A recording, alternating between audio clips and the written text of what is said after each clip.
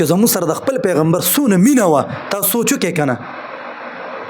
چې د قیامت په ورځ به ټول خلک د یو بل نه جدا کېږي او بیا به نبي علیه السلام وي تاسو به ما په کوم ځای کې تلاش کوئ چې په کوم ځای کې یعنې پل صراط په موقع باندې په میزان په تله باندې او د حوض کوثر سره ما تلاش کوئ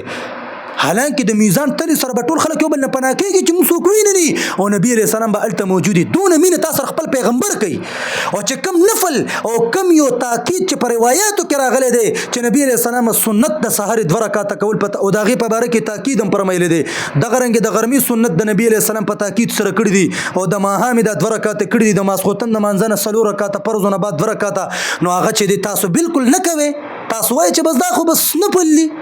نو مونږ وایو چې نفل دي خو تا سره د خپل پیغمبر دونه مینه وه او ته د هغه مطلب دا چې دغه طریقه نشي خپلولی د ستا پیغمبر کړي دي ته په دې نیت کوه دا زما پیغمبر کړي دي بس دا زما د سنت دا د پیغمبر طریقه د زما پیغمبر کړي دي مونږ به پرزم د سنت په طریقه کو اله به الله کبري چې د سنت په طریقې خو د دې فرایض سره سره بیا نبی علیه الصلاۃ والسلام نفل کړی دي او هغه بیا باقاعده خپل د جون مامور ګرځولې دي خزه ته وی چې یاره دا سنت پکې چاره وستې دي خو بس پرس کوي نو کمکله دا ته اوس د 1447 صدې مسلمان تر پاسې په عقل کې د بوس پراته دي ته دا خبره کې ته داسې بس شیخ القرآن والحدیث راغلی او ته دا خبره کې نو نبی علیه السلام نه بس صحابو په دې باندې باقاعده معمول کړی دی باقاعده په خپل عمل کې راوستي دي که نه صحیح اجماع ده باقاعده په دې باندې چې سنت به کول باقاعده صحابو